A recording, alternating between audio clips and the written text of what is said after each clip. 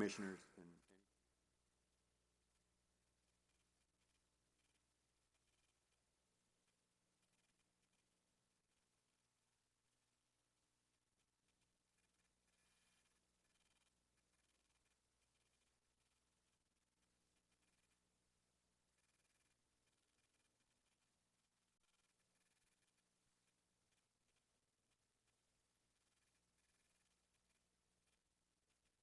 Enough of this business. Good morning, everyone. Welcome to the March meeting of the Grand Traverse County Public Health and Safety Committee. This is a committee of the whole, but this board, actions taken by this board are recommendations to the Board of Commissioners at the end of the month. We will stand for the Pledge of Allegiance, please. Pledge allegiance to the flag of the United States of America and to the republic for which it stands, one nation, under God, indivisible, with liberty and justice for all. Roll call, please, Bonnie. Commissioner Fleece? Present. Friend? Here. Hooper? Here. Inman? Here. Maxbauer? Here. Richardson? Here. Stepka? Here. Thomas? Here. Chairman Wheelock? Yes, ma'am. This will be the first opportunity for public comment. Is there anyone from the public wishing to have comment at this time? There will be another opportunity later in the meeting. Seeing none, we'll move forward with the approval of the agenda. Is there any additions to the agenda? Mr. Chairman, if the committee would agree, I'd like to have a discussion of the Health Department, an update on the Health Department possible building remodeling, just to introduce the subject to you and let you know what we're doing. But I think in order for that to be added under your rules, 2/3 of the commissioners would have to agree. And I talked to Bob about that. If you vote on the agenda and you would vote to add that and 2/3 vote yes, then he said that's acceptable. Okay. Do we have a motion to have discussion of the Health Department? So moved. Second. Motion by Fleece, supported by Hooper. Any further discussion? Those in favor say aye. Aye. Opposed, the same. Seeing none, that'll be added under new business. That'd be fine. Chairman, I'll make a motion to approve the consent calendar as amended, or the agenda as, I would move to approve the agenda as presented with the addition to the new business. Support. Motion by Inman, supported by Fleece, to approve the amended agenda. Is there any further discussion? All those in favor say aye. Aye. Opposed, the same. Motion carried. That brings us to the consent calendar. Bonnie, will you read the consent calendar, please? The purpose of the consent calendar is to expedite business by grouping non-controversial items together to be dealt with by one commission motion without discussion. Any member of the commission, staff, or the public may ask that any item on the consent calendar be removed therefrom and placed elsewhere on the agenda for full discussion. Such requests will be automatically respected. If any item is not removed from the consent calendar, the action noted, receive and file or approval, is approved by a single committee action adopting the consent calendar. Receive and file. Number 1, Community Policing Ad Hoc Committee draft minutes of February 2nd, 2010. Number 2, Community Corrections Monthly Report.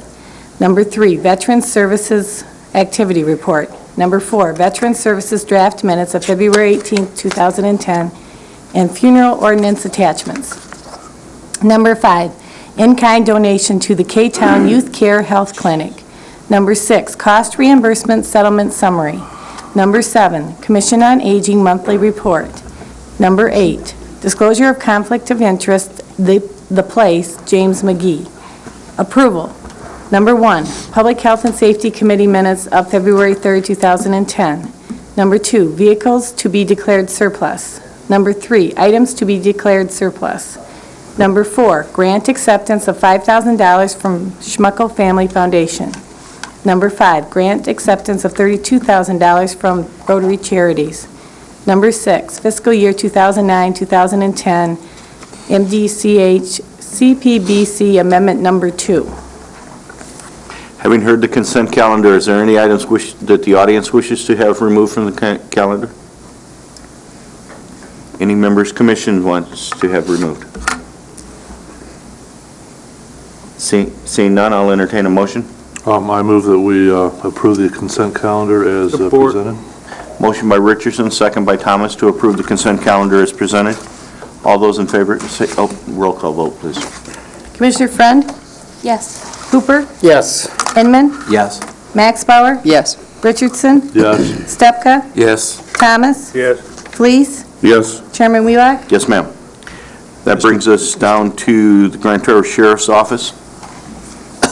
Mr. Chairman, while they're approaching, I'd just like to note for the public, and thanks from the county for the $5,000 donation from the Schmuckel Family Foundation for the Youth Health and Wellness Clinic.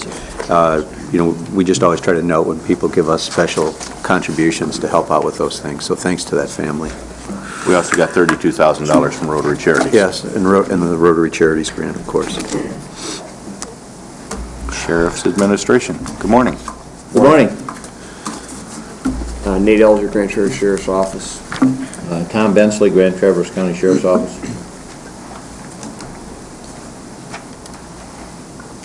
Go ahead. Need to begin this conversation? You go right ahead. The Grand Traverse Sheriff's Office has had liaison officers in the school since 1980. That's explained in your packet. We met with TCAPS and Kingsley area schools on several occasions about this funding concerns over the last year. TCAPS has opted to not fund their portion for the liaison officers. We currently have 3 in the schools: West Junior High, East Junior High, and West Senior High. As it stands right now, Kingsley area schools is still going to fund their school liaison officer for 2010, 2011. However, that is under consideration by their school board as well for removal of funding. So we have 4 officers right now that are assigned to school liaison officer positions. We get about $120,000 in funding for them. That funding is not going to be there more than likely in 2010, 2011 school year. Presently, TCAPS is good until September 1st of this year, and that funding will stop. So we are here today to ask this board for consideration of funding the entirety of the school liaison officer program. That is, as my agenda item indicates, equal to half of 3/4 of a position, detective salary. Nate, when you say that TCAPS is good through September, TCAPS is really good through June, That is correct. because we pick up the summer. That's correct. The revenue loss would be recognized In effective September. September 1st, 2010. Larry? Dennis, so if we pretty much have that cleared through June, what would be the budget issue for us for the calendar year, for the remaining part of the year that we would have to look at? What would be the dollar amount? I got an go ahead. It'd be about Nate. $30,000 is what 30 we figured. for the rest of the If you added in Kingsley, If you added in Kingsley, it'd be 40. I think Dean had a number for me of about 45 is the number that he gave me. Okay. But remember, so in other words, you fund the 2 school semesters at half, and then you fund the whole positions in the summer, where they supplement road patrol and other things. So, really, it's half of the positions during the 2 semesters of school, so roughly 8 months, 9 months, Nate? That's correct. So it'd be $40,000 to $45,000, somewhere in that area. Here's, I think, the practical thing you have to look at. If you do something for TCAPS, You gotta do it for you're going to do it for Kingsley, because they're just going to vote to say, we're not going to continue it, and assume you're going to give them the same benefit. So I think you have to look at the $40,000 to $45,000 range if you decide to continue the program on it, full funding. I think it's important to note, too, that up until, Nate, you can help me, maybe about 2004, we were funding the complete program. This county funded the whole program, and it was at that time when we went into kind of a budget crunch that we asked the schools to fund half, and they reluctantly agreed, and they've done that for 5 or 6 years now. 6 years, Nate? Since 2006, actually. Yeah, 6, since 2006. Bruce? If we weren't to fund this, would that eliminate a couple positions? Are we looking at then? Or will you just redirect That's a that? possibility. Personnel. That's a possibility. And how many, interventions or incidents on campuses have you done in the past couple of years? As far as far as complaints? Kids being, yeah, in trouble. We have between 400 and 600 complaints per year with all the school liaison officers, Kingsley included. Paul Postal right now at the West Senior High is by far the busiest. I bet you he's at over 140 at this time.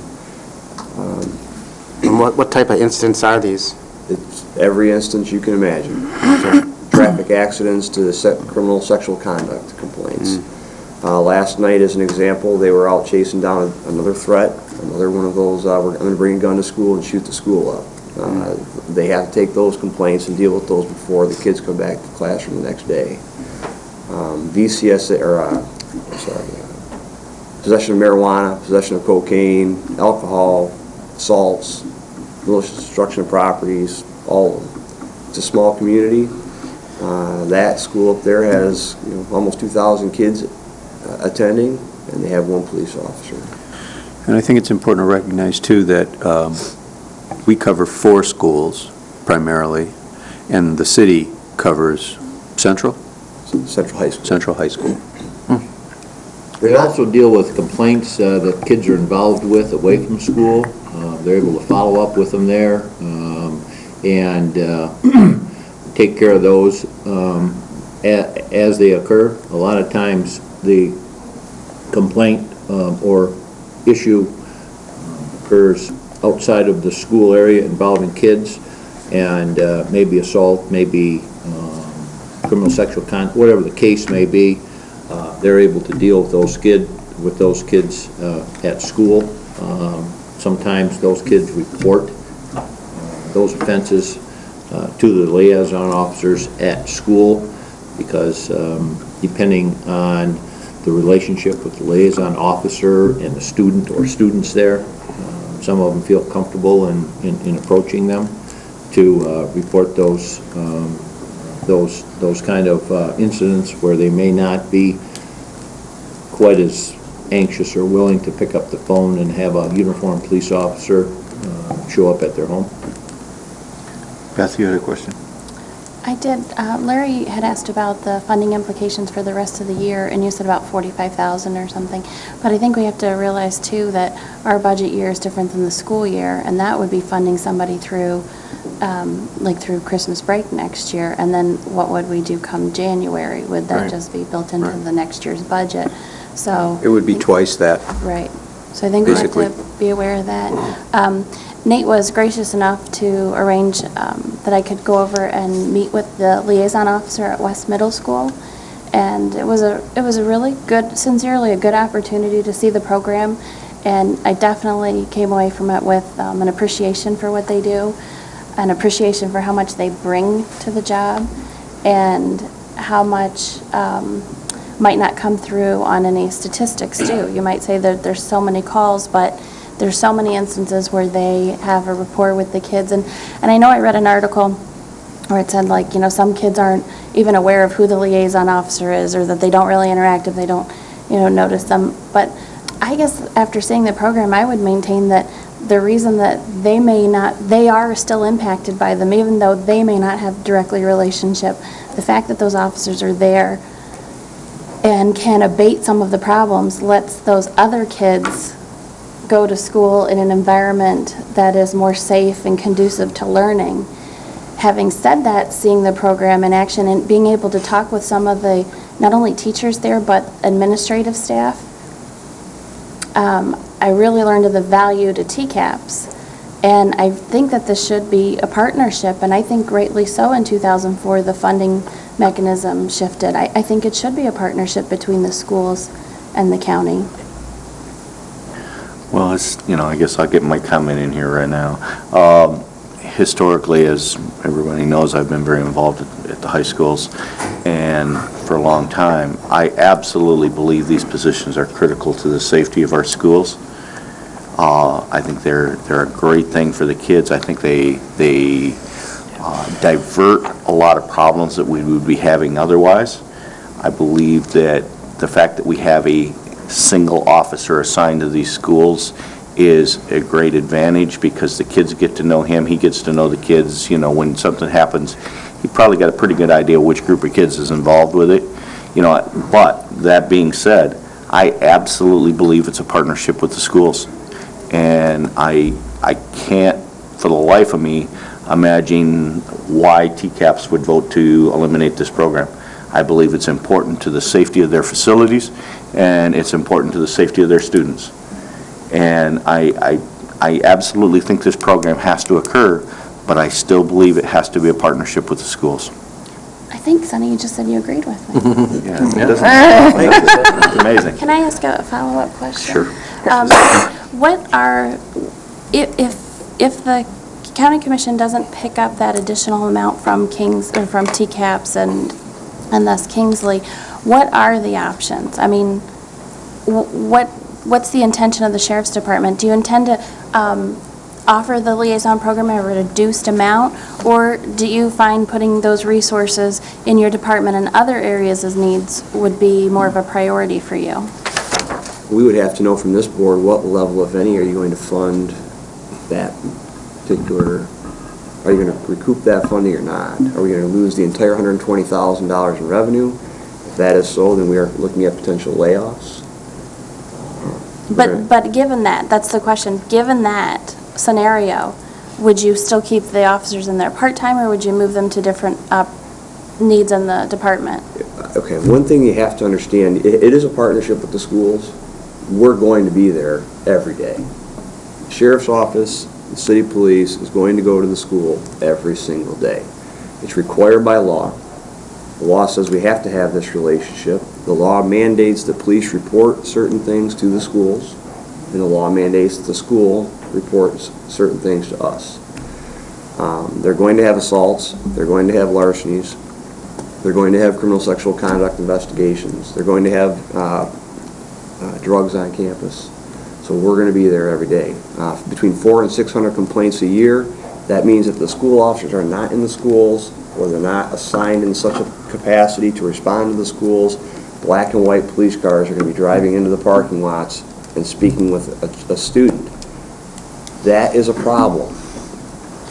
A uniformed police officer can and is very capable of handling any complaint at a school.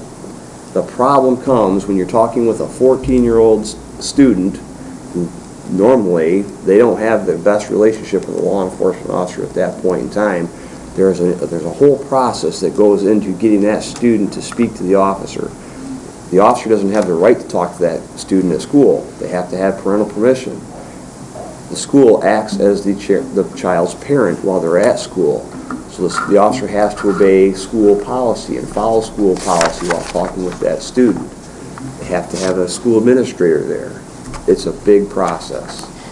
So are we going to be there? We don't know that yet.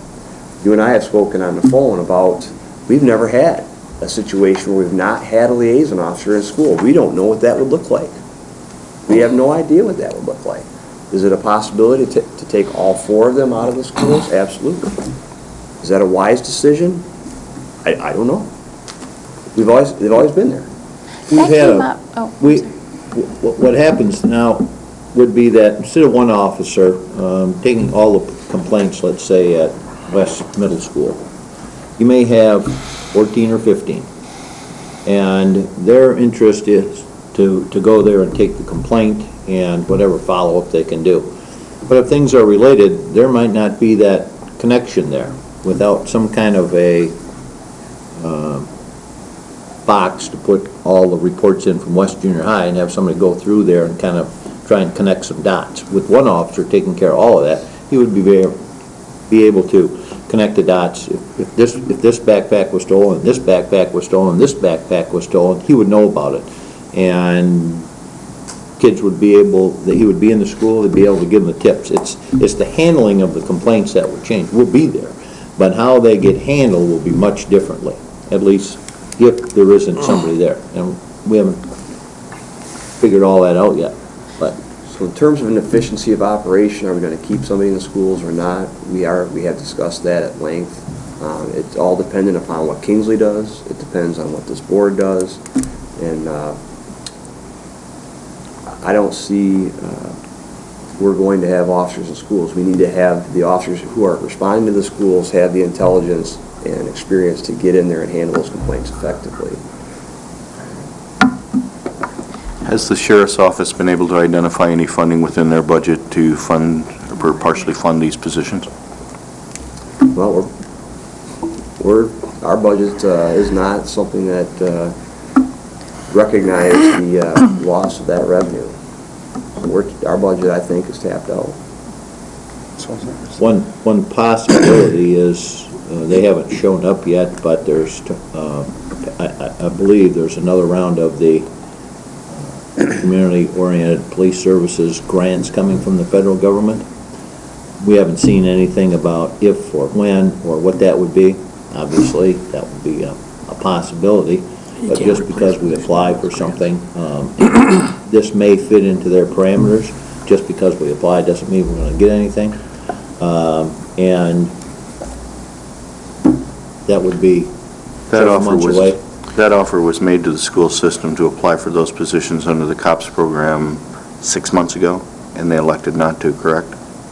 No, that is not accurate. The COPS grants, this COPS grant was a COPS and rehiring initiative. It could not supplant existing officers. The only way the schools could apply for COPS grants, and there are also grants out there for school liaison officers, would be if there is a reduction in manpower for a period of time. And I think that time, Mr. Wheelock, is 3 years. So they would have to experience the absence of that employee for, I believe, 3 years. Because I know we talked about it when the townships had the opportunity the last time. So that's not a realistic possibility then? Not immediately. Not for the next 3 years? Dick? Something I want to throw out. About 3-4 weeks ago, when I first heard this rumor, I had an occasion to go over to the Coast Guard station and meet with the commander, Commander Spanner, and he said he was looking for some way of getting involved in the community more with his unit. And the first thing I said to him, I said, well, how about putting some guys in the school? Not as officers, because they couldn't be, but maybe we could start some program where we could have 2 or 3 or whatever on occasion running through the schools as mentors or something. Do you think it's something you could work out? Because he said, I've got 200 people here that aren't busy enough. Well, the relationship there would have to be worked out between the Coast Guard and the school. That's right, but he's willing to do it. And because when he said he wanted to get involved into the community, and I just heard about this, I thought, oh, here we got a chance to, they might be able to help steer some kids in the right direction without being in a position of taking any legal action or anything like that. You might talk to them. Okay. Larry? I'll make a motion, Mr. Chairman, to approve the funding for the potentially four liaison officers for the school systems through the remaining part of this calendar year 2010, and that I would ask, as part of the motion, that Dennis and Dean bring back to the board where that budget adjustment would occur. That would come from your contingency. It's the only location we have. So I'll make that as part of my motion. I was going to act like Jim Bunning and ask him where he was going to get it from. I have a motion. Do I have support? Support.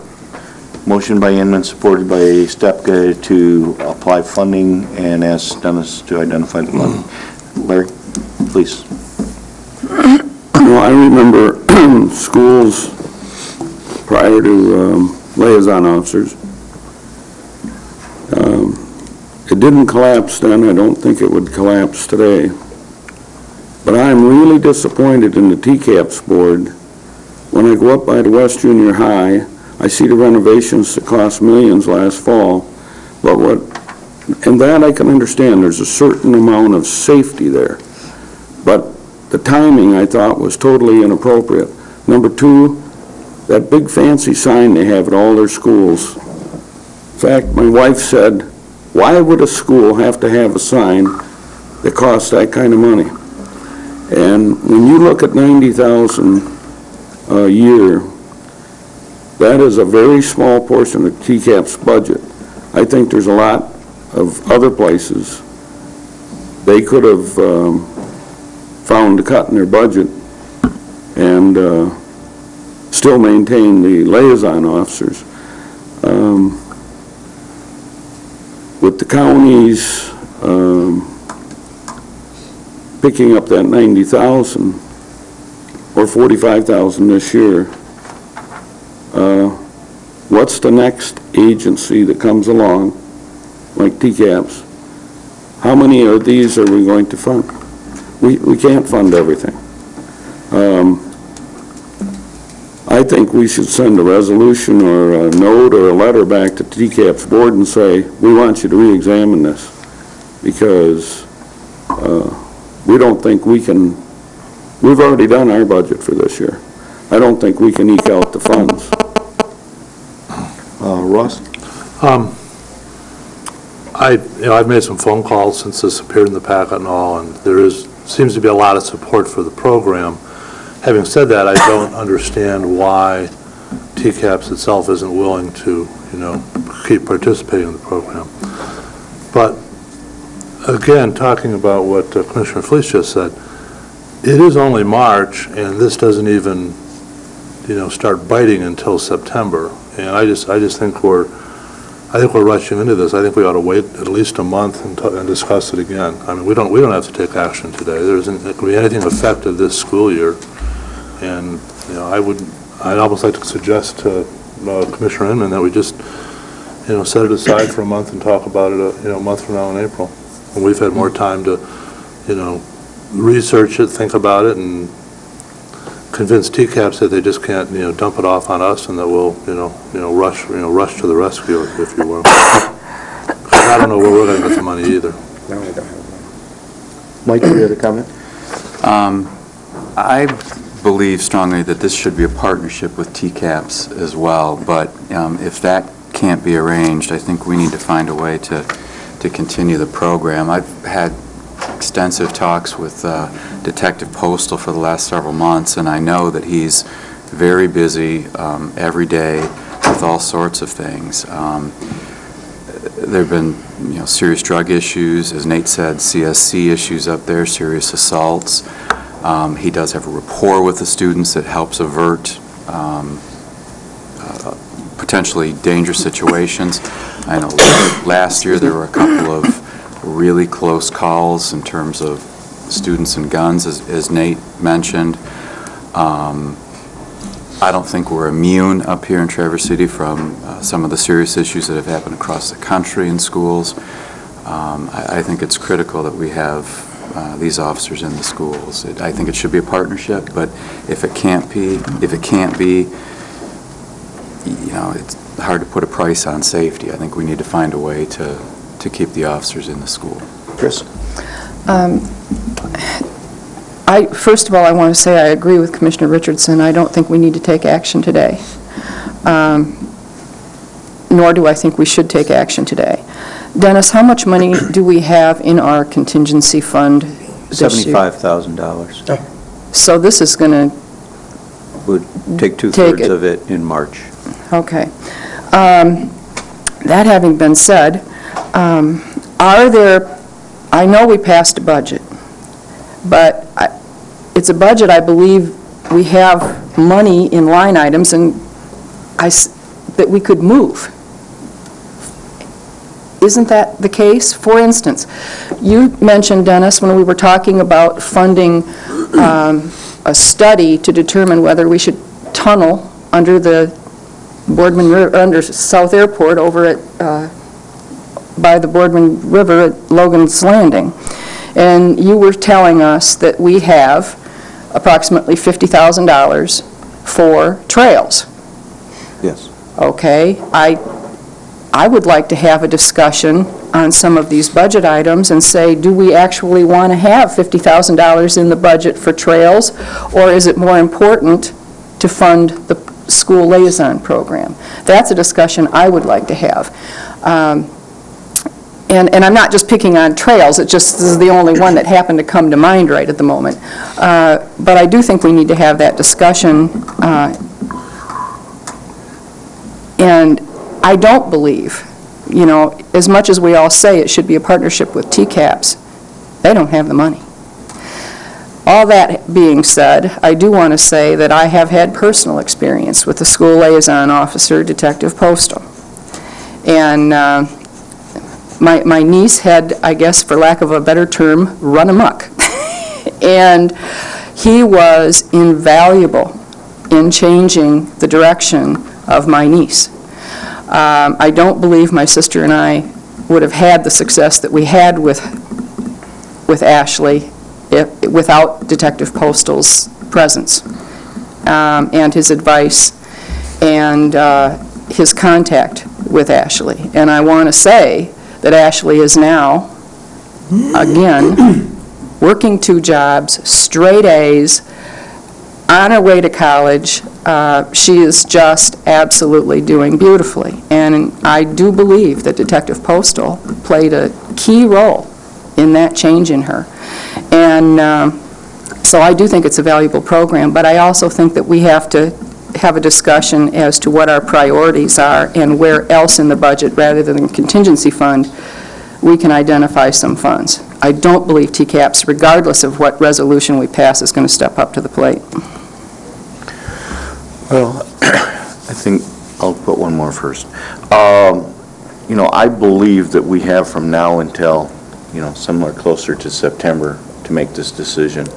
I believe, and what I'm going to say is, what I'm going to do today is I'm going to vote no on this resolution with the idea that we're going to pass a message to TCAPS and to the community that these programs are important, but this county board cannot continue to fund them in its entirety. It has to be a partnership, either with the community or with TCAPS. We may find that there are other entities out there that may help us fund these, but we cannot continue to be everything to everybody. We just can't do it. And we've, in the last 3 months, 4 months, we've found a way to fund the 0 to 3 program from MSU Extension. That was $65,000. Now we're talking about $45,000 here. That becomes significant money. We have stuff in our packet every week for asking for additional funding. We cannot continue to do this. We just simply can't. Larry? Well, I believe that if these officers are removed, I think it would be a disaster. No question. And I think these positions are critical. And because I believe they're critical, I think that they ought to be a priority in our budget.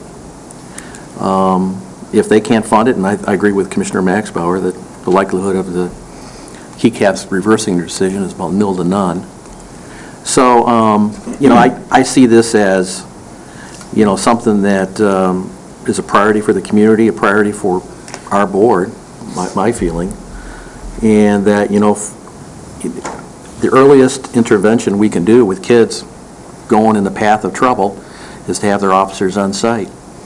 And otherwise, we're going to see significant problems in our child care fund. We're going to see significant problems with additional complaints moving forward. If you don't nip them in the bud when they're early and when they, as kids, you're going to have compounded problems when they get out of high school and become members of our community. So I can't see how we cannot have these officers there. So I'm supportive of doing whatever we can. I agree with Commissioner Maxbauer. If we find something else in our budget that we can move over by the end of the year, I'd be fine with that. So I'd like to keep the motion as presented.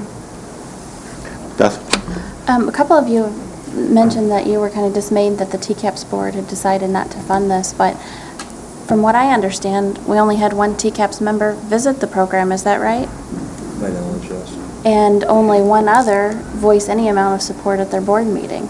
So I understand that they're trying to make cuts that are the furthest away from the learning in the classroom for the child, and I can understand that, but I'm not sure that they have an awareness of how much this impacts the learning environment in the classroom at these middle schools and at the high schools.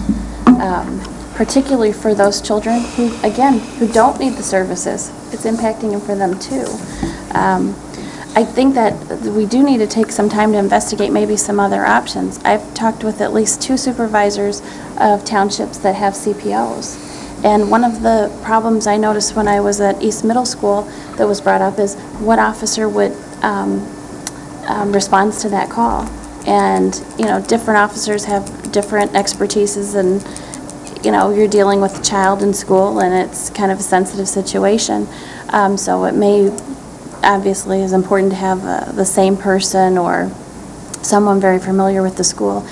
Those supervisors had mentioned that they would be supportive of the CPOs being, and they have CPOs during the school days, having a dedicated officer who would respond to those. I don't know how practical that is or not, but they did voice that level of support for that, and also making their face a little bit more known around the school.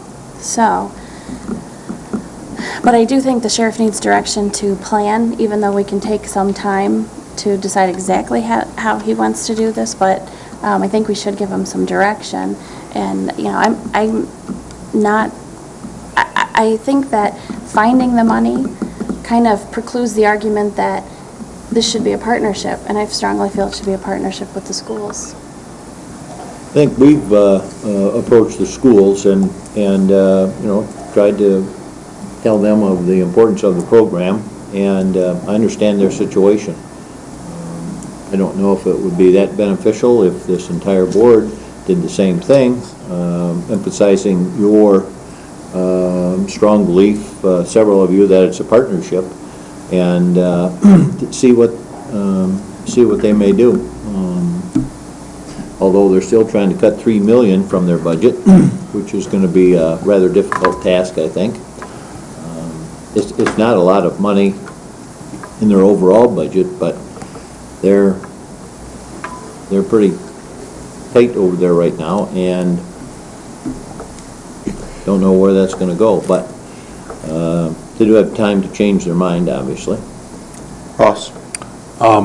Yeah, they're trying to cut $3 million from their budget, and we're trying to cut $1 million from ours, and maybe more, because obviously everything has been in one direction. And our budget is quite a bit smaller than theirs, by the way. But the point is that we all have money problems, and we're all trying to figure out how to live within a budget. Well, I would hope maybe somewhere along the way they will hear from the community that these positions are important too. They are absolutely critical, but I don't believe we should have to fund them in their entirety. Larry? I just don't see the urgency of this vote this morning. I think, indeed, it is a partnership with the schools, and they need to pick up their share of the partnership. And I think, like the sheriff said, we need to have a dialogue or a meeting with the school board. I think it's imperative that the school board go out and see what the program's really about. But I also will vote no on this motion this morning because there isn't any urgency right now, and I think we need more time to do a couple things. We need to talk to TCAPS, perhaps meet with their board, our board with their board or something. We need to identify a possible source of funds, because I think, like I stated earlier, I think TCAPS was very irresponsible. They made a motion, they passed it, and if we act exactly like the TCAPS board did, that program's going away. I think they need to think about their decision. So I'll be voting no on this motion this morning. Dennis? Yep, thank you. As your administrator, I'm going to state the obvious. You have $950,000 of fund balance in the budget, and you were not happy about putting that much fund balance in your budget, and really, if you think about it in terms of the ongoing program, adding this will just add to the use of fund balance unless we go cut $1 million, as Commissioner Richardson states. And I agree with Commissioner Maxbauer that if you're going to fund this, I hope you cut something to fund it. But I would also suggest that you cut something that can be permanently cut and provide an ongoing source of funding, not just for the remainder of this year, but the $80,000 or $90,000 we need next year and the year after that, and the year after that. And I do believe, as several of you have commented, and this isn't a criticism, the TCAPS board is in a very difficult situation, obviously even probably more difficult than ours financially, but I understand when Nate went there that day of the budget hearing to talk, he was given 3 minutes under public comment to make his comments, and there was not even any dialogue beyond that with the school board. And so I think that the concept of sending a team of commissioners to sit down with school board members to have a discussion and ask them to spend some time, as Commissioner Friend did, going and looking at this program probably would be a very useful thing for them to do. But also has been mentioned here, you've made a lot of good comments. I think it is important to start planning for whatever the eventuality of this might be. And one thing that I would suggest that you do is you ask the sheriff now, for example, to go back and develop for you what this system might look like if the money that's lost from the schools is not replaced.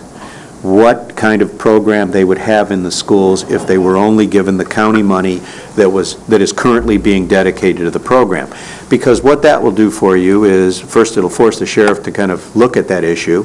Secondly, it'll let the schools know what this program is going to look like without their money.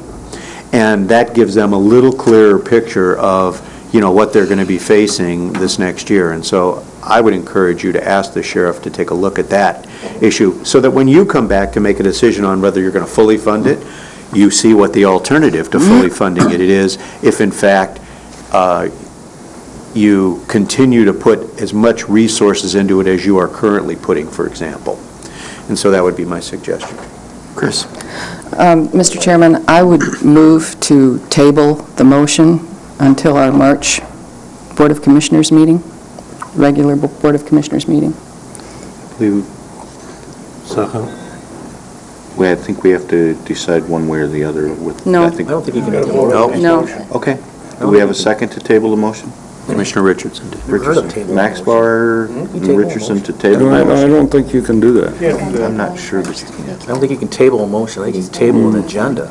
No, you can table a motion. Definitely table a motion. You can table a motion. I believe you can. Absolutely. I don't know Robert's rules. Okay, so we have, Mike, I'm sorry. If we did do that, I think we should take Dennis's suggestion, Chris's suggestion, Beth and Commissioner Wheelock's, and, plan this out as best we can, meet with TCAPS, and see if we can forge an alliance together. If we can't partner with them, then we need to look at other ways to fund this, perhaps by cutting something else.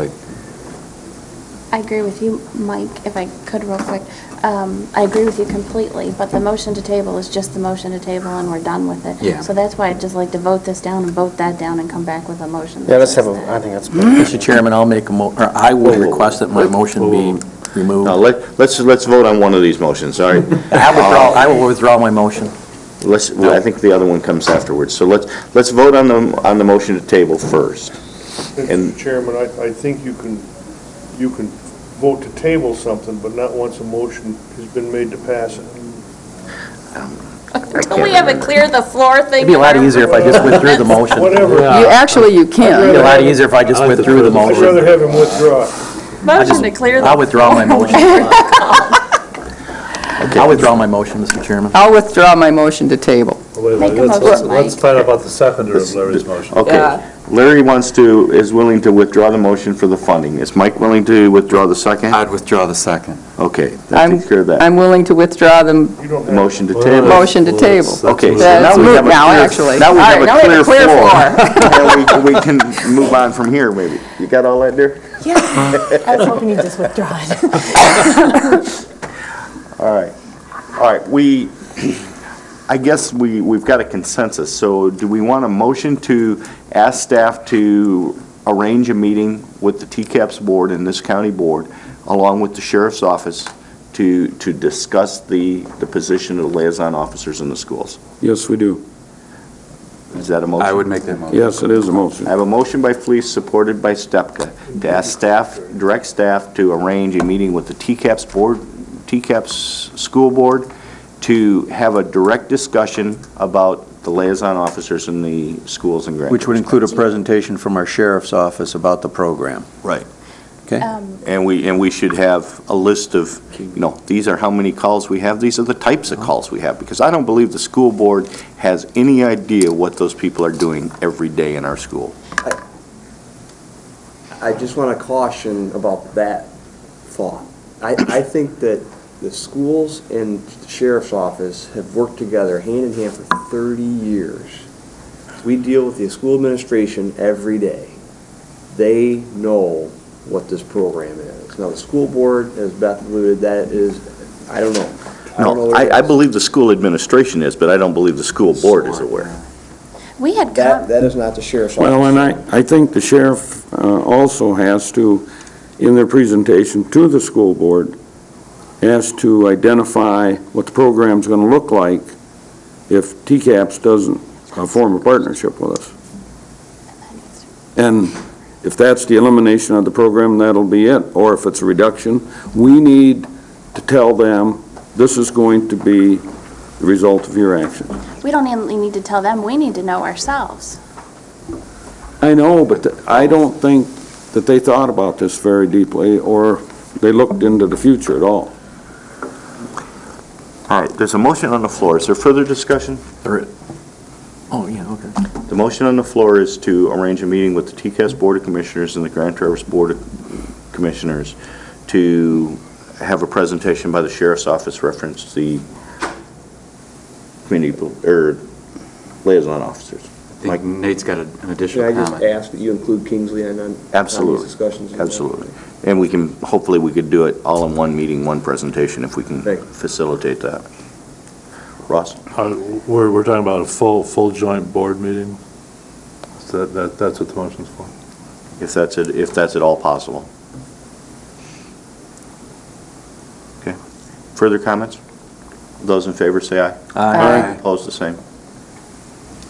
I really do think you should consider asking the Sheriff's Department to put together what the program will look like, if that wasn't included in that motion, what the program would look like without, continuing it without funding from the schools. That will be part of the presentation that That we'll will? talk about in that joint Okay. meeting.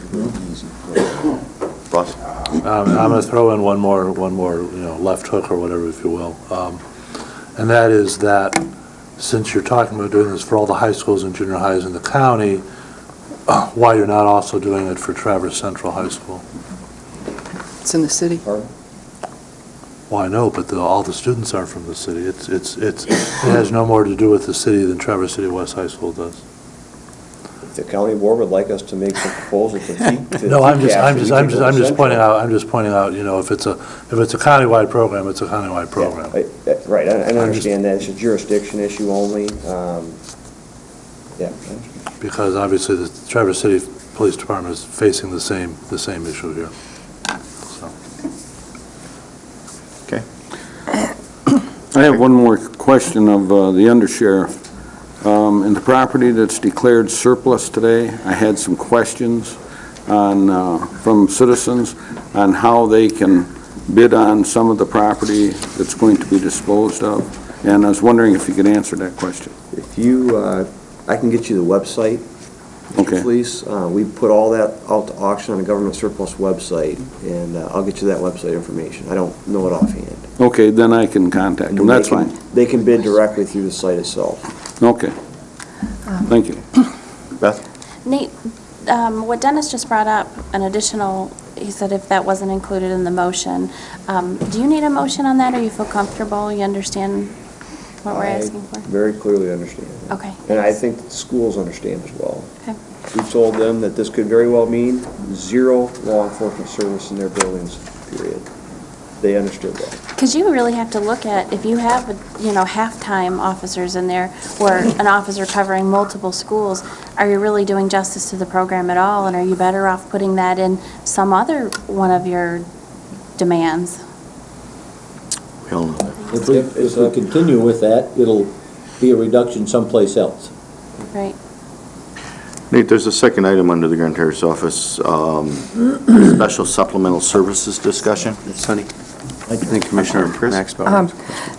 One of the things I would like us to do is really have a discussion about where else we might move money from rather than add to our deficit this year in the event that TCAPS is non-responsive after our meeting.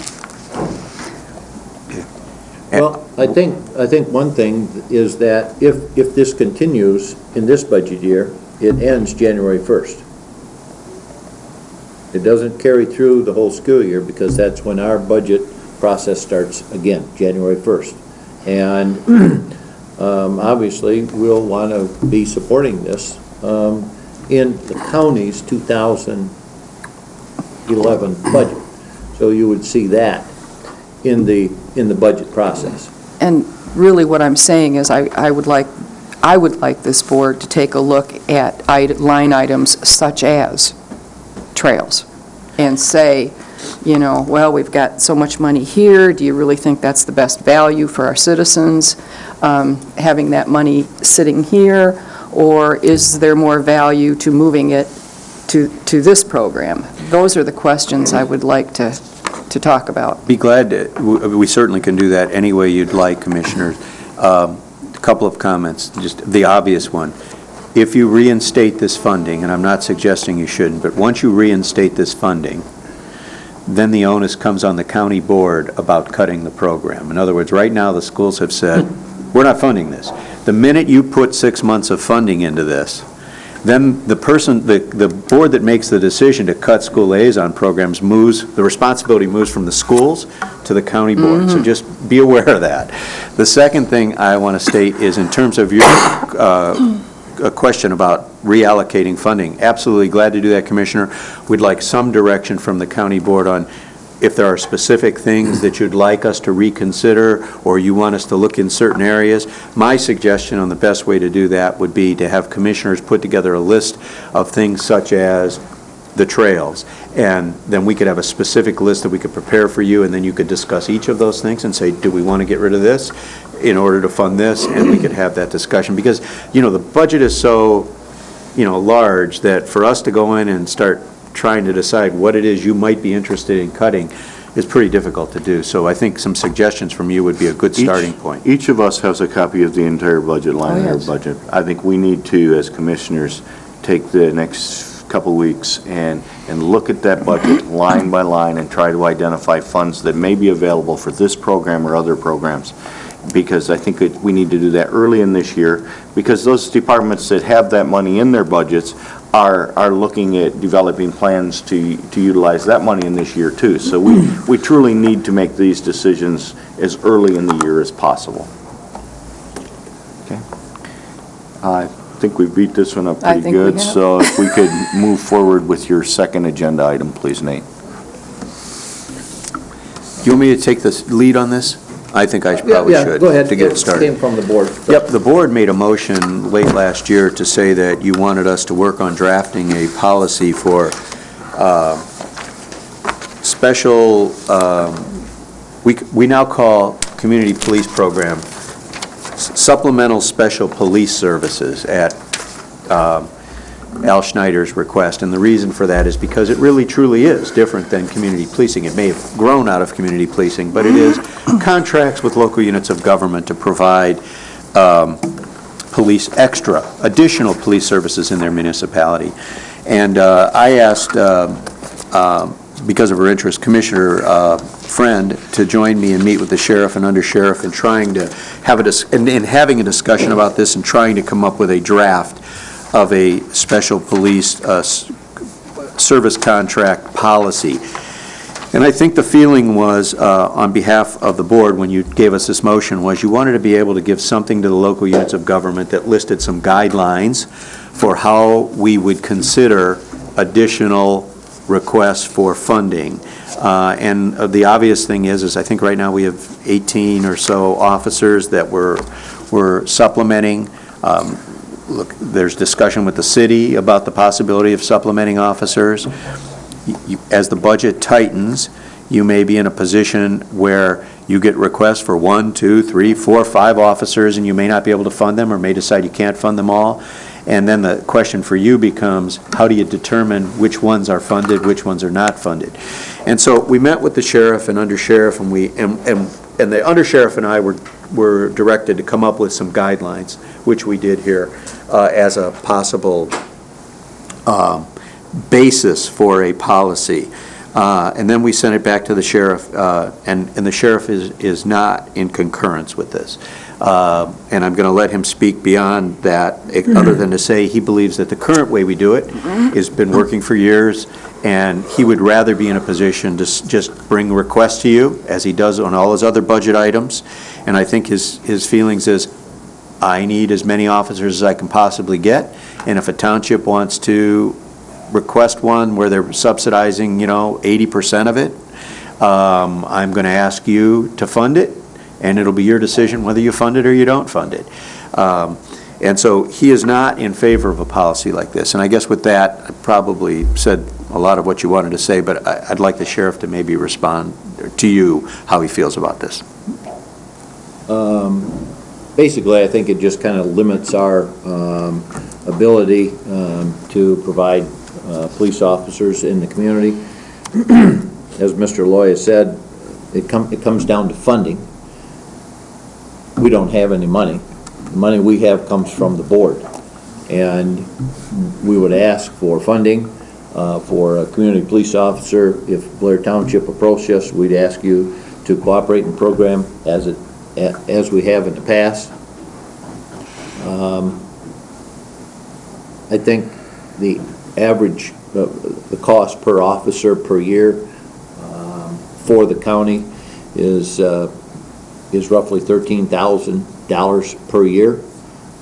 It's not a huge amount of money, and we'd just like to bring these. Unfortunately, I don't think we're going to see a lot of requests in the near future for community police officers. Township's budget issues aren't unlike school board or the counties or the cities, and I don't see a big flood of requests appearing for our office or the county board. I think they should be handled on an individual basis as they come.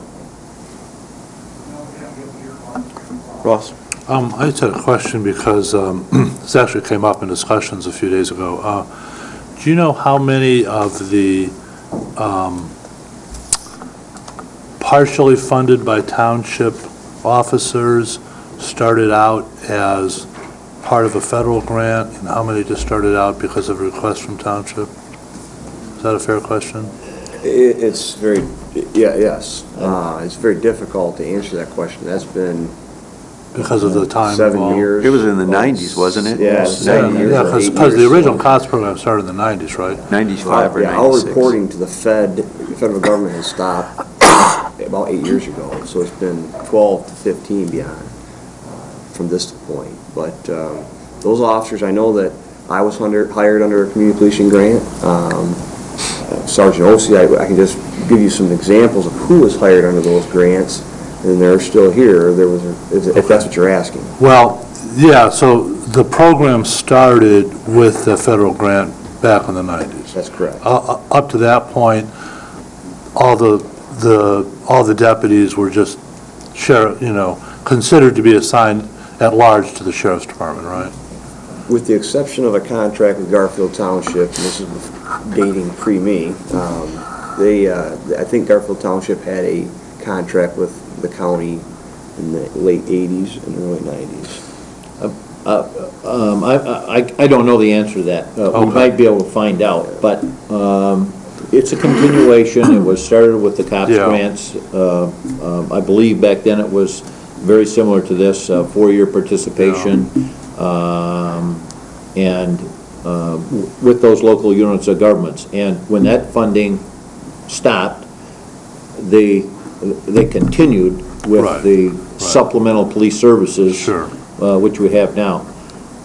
We could kind of guess that, How about in the last like 5, 6, 7 years? Have there been new officers added, through this program? We're actually going. You have lost I'm one. thinking we may be neutral, or we may have lost one. That may have been started, after the federal program ceased. I'm Nate, not sure, didn't- East Bay maybe. Didn't we lose one in Acme, Whitewater? We lost a southeast officer, we lost Green Lake. We've lost 2 or 3 officers. Blair. And one of And the Blair. They lost Yeah, one in Blair. I'm guessing, since I've been here in 8 years, I bet you we're down. We're down rather than up. Yeah, we may have, didn't we add a 6 police detective, or we officers. added one in We had Garfield? one in Garfield, and we had a Garfield detective, we lost Blair, Acme. Didn't we lose Green Kingsley Lake. too? No, Yeah, Kingsley were okay. Kingsley, no, Kingsley, Fife Lake, you lost one too. I think we're actually down. share one. That officer is now the Fife Lake officer. Okay, all right. We have about, depending on how you count this, about 6 fewer police officers now than we did in 2004. Yeah, we 3 cut or 4. 5 out of the budget. Yeah. And so based on those numbers, we're probably a net 1 down in this program, but it's 1 to 2 or 3 even, so it's down. I guess the one thing that I would like to verify, and Tom, you along with Dean will have to provide it for me. I hear numbers about what the county board supplements community police officers everywhere from 13,000 to 30,000. I think we really truly need to get a handle on that number. You and I were both in the same meeting last week with the city where they're quoting $35,000 and you're quoting 14. And somewhere or another, we need to truly get a handle on what that number is that the county is supplementing community police, special police services in the townships. I know Dean and Nate talk all the time about that, but I will have Dean's answer to that at Ways We and really Means. do need a true number, somewhere, because they're... Really what it is, Matters- it's it matters on basic, the officer. it's the equipment, correct? The office- the equipment's stacked. Good. You have to, here's the problem. In the contract, we base the cost on a 3-year officer, a step 3 officer out of 6 grades, grade 3. So sometimes the officer is a grade 1 and we pay them less, and sometimes the officer is a grade 6 and they get paid more. So we can only look at the average, Right. but what you I'd like want to is know the average. Based on that step 3 officer, that 3-year Right. officer, what is the cost for it? And Nate, I what do you realize believe that the some of these cost is officers based have on the more 3-year experience. officer? I believe it's about $15,000. Yeah, I looked at the numbers with the sheriff just the other day, I think Friday we looked at them, and the difference is when you depreciate the vehicle over 5 years, it spreads out to that 14 or 15,000. But I'm going to have Dean talk with Nate again, re-verify that, and verify that the $14,000 number is a good number. Figures we used were exact figures, what I'm quoting you now is the figures we used when we approached the townships last year about COPS grants. And the figure, the county cost of the vehicle and equipment and stuff like that, up front is a large cost. It's about $52,000 to buy a car, equip it, equip the officer, and so on. Now, that car and that equipment isn't replaced every year. And if you divide that cost over 4 years, it's $12,995. If you think that car will last 5 years or 6 years, which now they are, that cost goes down. So, it's much lower, it's not 25 or 35. I just said in way too many meetings where we hear numbers everywhere from 13,000 to 35,000. And the numbers do that, because if you take somebody who's on defined benefit with full health care privilege, or full health care benefits, that cost is astronomical. If you look at our lieutenants, the cost of their benefits is more than 100% of their wages. It's almost double. It's almost double. So if you take that officer into account into the formula of a CPO, that skews those numbers terribly. So yeah, the numbers, you can make those numbers be as high as $110,000 it costs the county. It can be as little as nothing. Chris? Well, do you have an objection, Sheriff and Undersheriff, if we ask the townships to pay the full cost of the officers, of the special supplemental services? Well, I would say that this has been a cooperative agreement for a long time, the townships, with the townships and the county, and it's been working quite well. It's fairly easy to contract and assign the officers, and I think that if the cost is, some of the cost is put back onto the townships, that we're going to be losing more police officers.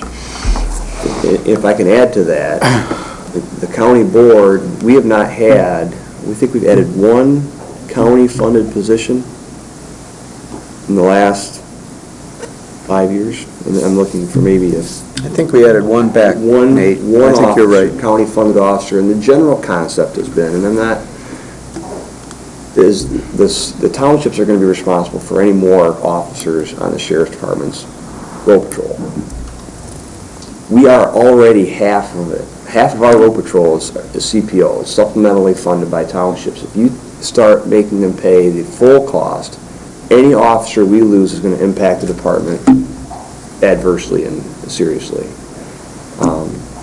Over half of our road patrol function is provided by community police officers. And I can tell you, I concur with Nate on that. I can tell you that when I came here to Grand Traverse County, I was really impressed by the number of special police service contract employees that we had. I'm trying to get used to saying that. Supplemental police. Supplemental, yeah. I really am impressed. You do not see this level of cooperation in the local units of government with the county to this extent in other places that I've been. Nothing close to it. 2, 3, 4. This is really kind of unprecedented in my experience. And it really is an excellent program. And I do agree with the sheriff that for some townships, if you pull this, or you tell them, just come up with $14,000 or $15,000 more, they'll just drop from the program. That's more on top of the $75,000 we already spent in. Well, you know, What this comes down to is at that $13,000 or $14,000 per year cost to the county is you get 19 police officers for $266,000. We have 23 county-funded police officers, 19 funded by the townships under a contract basis. So we have 23. Plus the sergeants, but you know, I was here when we went out with the sheriff's department and sold this to the community, the local units of government, and we committed that this would be a partnership and that the county would be fully supportive of expanding, more officer coverage at a more concentrated level in their community. We made them a commitment, and I don't want to get into a situation where we unravel those commitments as a partnership to the local units of government and to the community. And I really don't want to get into a situation where we become the philosophy of the TCAP school where we say we're just not going to fund that portion. So I think we should maintain that commitment and try to maintain as many officers as we can in the community. I stress the importance of the partnership with TCAPS, and I will certainly continue to support the partnership with the townships. Any other further comment? Larry? The super advantage, Christine, that you have, they're going to call them special police services now, but what's not being said here today, or at least I didn't hear it, is a major event happens in our community. Those officers working out in the townships, paid for by the townships, the 71,000 something, are instantly available to every citizen in this county. I think the sheriff said, depending what you depending how you're looking at it, it's roughly 13,000 to over a 4-year period. The county's contribution for equip the car and so forth. Well, the car you'll replace in 5 to 6 years. See, so this figure can go down dramatically because the car easily will go 5 to 6 years because it's a one-man, one-purpose car.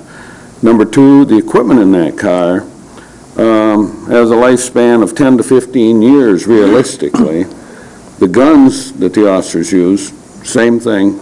So really, in reality, what you're replacing, 5 to 6 years, you buy a new car. You're going to buy uniforms, I don't know what the sheriff's policy is, but about every 3 years or so. They replace them on an as-needed basis. But unless they get into a real fisticuffs, a uniform, because they're heavy-duty, lasts quite a while, too.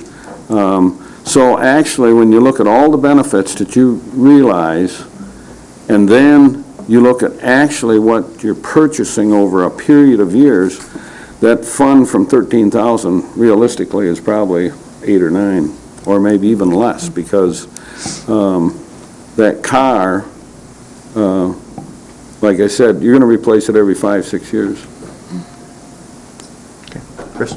Well, I want to be absolutely clear. I didn't suggest we change what we're doing. I simply asked the sheriff, what his opinion was. So I just want to be clear that I wasn't making a suggestion. I was asking a question. Beth? Couple things. I don't think that we necessarily need a policy if we have decreasing numbers of special police services. I mean, obviously, if we're losing those township officers, we don't need a policy at all. But what I do think was the direction of the board and smart of the board is to have something like this if you're looking at increasing officers. And in the past year, we looked at a grant that would increase a lot of officers in deciding where they would go, that sort of thing, and also the city requests. And so that's one of the things I think that this is important because it allows the communication to them to let them know what to expect on how these are evaluated. So my first question, Dennis, this policy would be for the county board. This would be the county board's policy, correct? Yeah, there's nothing that would prevent the county board from adopting a policy, guidelines on how you're going to look at the program. I think that's absolutely true. It would be preferable to have that where you have concurrence with the sheriff, I think. But, yeah, of course, you could still adopt it as your guidelines or your policy. Because otherwise, we have the townships and the city going, so what is this program anyway, and how do you apply it? And we go, oh, I don't know, we just do it on a case-by-case basis. I think that that's a little unnerving to them, and they would like to know a little bit more about the specifics of the program. Sheriff, let me ask you, with this draft that I have in front of us, there's a couple, 5 bullet points here that kind of outlines what we're doing right now. So which specific one do you have an issue with? Well,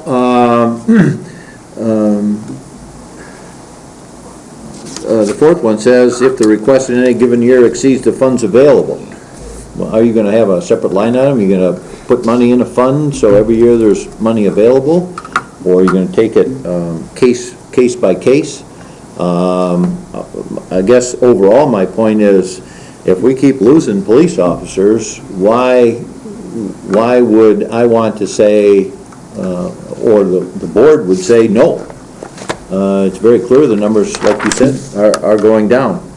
I just think this inhibits our office from being able to get more police officers in the community. I think a long time ago, the board made it clear that they weren't going to fund any more police officers, and it was the township's responsibility at that point, and the county, they came with a cooperative effort, and that was a board decision, a long time ago. Again, if this is, I don't think we should, drag the city in here. I think our focus, our concern is with the townships, and that you, as the people who control the funding, make those decisions. See, I don't think this necessarily discourages a township in the least. I think it just lets the township know how we'll do it. I mean, we'll consider their request, we'll look at it compared to funding.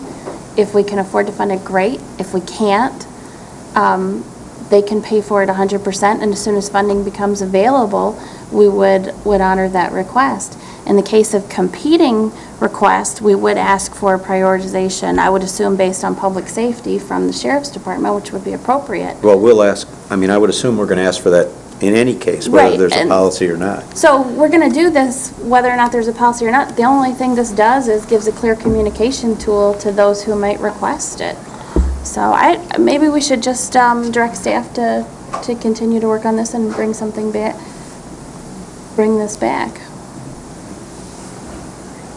You know, the program's been pretty successful. It's operated for years without, say, this board's guidance, so to speak. I think the sheriff over the years and the undersheriff, and the program started, I believe, 1990. If you go search the records, 90 or 91. But for us to stick our nose in it now, if we continue the same policy, we say to the Sheriff Bensley, we're willing to consider the level of participation we have in the past into the future. I think we need to just follow that. I don't see the need. The townships certainly don't need anything in writing. They're well aware of the program. Just like the undersheriff was stating earlier, you go talk to school administration, they work on a daily basis. Same thing with the townships. The townships talk to their officers on a daily basis, and you got an excellent relationship there. I don't think we want to muddy the water, so to speak. So are you, Commissioner Fleece, are you saying you don't want to pursue this? I really don't see the need to pursue it. Oh, okay. How come you voted for it last November to direct staff to use time to work on this? Well, I think the outcome of this is we have some people in the system that are not very familiar, some commissioners that are not very familiar. There's a lot of topics that get brought up at this board that I'm not very familiar with at all. I just have not had any experience, so I have to do some studying and looking and talking to bring myself up to speed, if you will. This is one particular topic I dealt with for years. I'm very familiar with it. So, and that's where I'm speaking from. Yeah, but I guess I'm specifically asking, why did we vote last November to direct staff to spend time on this, and now you're saying, nope, we don't want to? Well, like I said, I think some commissioners had a level of insecurity, if you will, about how we were doing this. The sheriff, as an elected official, has some pretty powerful duties, and he's a powerful individual. In fact, on the radio the other day, they were talking nationwide. Probably the most powerful elected official in the United States today is a county sheriff. Why? The FBI, any of the federal agencies, any of the state agencies can come into Grand Traverse County, but they can't tell the sheriff what to do. All the sheriff's got to say, we're not doing that. And it's not going to happen. The sheriff has that type of authority. He's a powerful individual. And consequently, as long as the citizens keep electing a sheriff that's competent and that understands all the issues, I don't think we'll have any problems. If we got a sheriff in, for example, that was a loose cannon, you're doggone right we're going to need policies. But you got a sheriff here that spent his entire career in the sheriff's department. He has an undersheriff, he's been the undersheriff for years. And I personally think Sheriff Bensley's done an excellent job, and I think the undersheriff does an excellent job. And I don't worry about what's going on in the sheriff's department, and let me tell you, there's times in the past I've really wondered and worried about what was going on in the sheriff's department, but I don't today. Yeah, and I don't worry at all, and I don't think that this policy is to control any sheriff. Actually, I think what this does is just communicate our process to those other local units of government. Thank you. Chris? I agree with Commissioner Friend on the fact that we really should have some policy in place, and I think it's especially important now, as discussions are moving forward in the city, are we willing to spend? If this, just a scenario, let us say that the city decides that they would like to contract police services from the county. That's 30 officers, all right? Can this board fund 30 additional officers? Should there be some policy in place saying, telling people, we're going to have to prioritize because we don't have a printing press in the basement where we print our own money, similar to the federal government. So I do think a policy is valuable. Well, in the scenario, though, Chris, that you're presenting, that's possibilities, and the city commission very well could do that. But the tickler here, and the city is different than the townships considerably, is the city, it would be an all or nothing. You cannot reduce the city police force by statute and supplement it with sheriff's officers. You could remove the entire, under city charter, you can remove the entire police department with the exception of the chief of police. Commission at their whim could say, we got a chief that works an hour a day and pay him a token salary. And that would supplant the charter of 1940. But the township's totally different ballpark. The sheriff initially provides the road service there. If the townships want more police services, they want to direct the police officer, then they contract with the sheriff to provide that officer. And the city, that's why this policy wouldn't necessarily affect the city. Might give them some guidance, but I think the sheriff could probably tell you, or tell the city folks, if they want 30 officers, and he's going to take over the police services in the city of Traverse City, exactly what it would cost him. And, this board would have to make a decision then. Okay, I'm going to ask that we stop the discussion phase unless there is a motion in a second. We've allowed a lot of discussion here this morning without a motion, and we truly cannot continue to do that. So is there a motion at this time in regards to this issue? I would go ahead and make the motion based on our November direction that the commission gave, that we direct staff to continue working on the special police services policy. And since we did just receive this today, so get a chance to look at it. So I don't want to, my motion is not to pass it today because we received it today, but that we direct staff to continue working on this and bring it back in a month. I have a motion. Do we have a second? Support. Motion by Friend, supported by Max Bauer. Roll call, please. Continue working on it and bring it back in a month, is that what you said? Yep. Not at the end of the month, but in April. In April. Yeah. Commissioner Hooper? Oh, yes.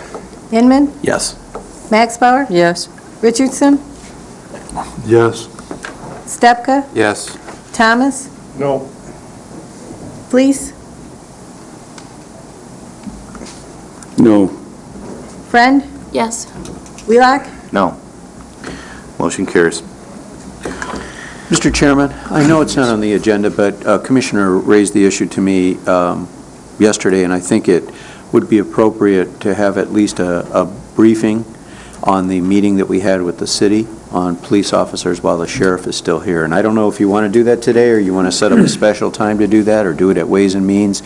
But we did have one meeting about a week and a half or so ago, and I just thought it might be useful to have a brief discussion while the sheriff is still here. But it's your decision on how we approach I'm that. not sure that we really got any concrete information coming out of that meeting. Well, At that point, do you- but I think it's important that at some point you update the rest of the commission about what happened with that. If you prefer to do that at Ways and Means, or... No, probably this is the right place. Sheriff, do you want to make comment in regards to the meeting with the city ad hoc committee?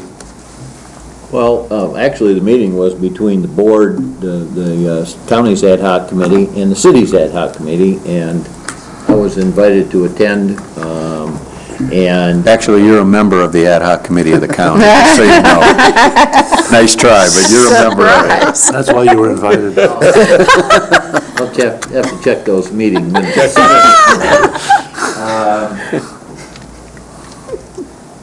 There was a presentation made by Mr. Crane, who was part of the COFAC committee, and in a nutshell, the city is asking, I think you're all aware of this, the city is asking the county for specifically the sheriff's office, and the law enforcement division, because some of the money paid by city taxpayers does end up in our budget.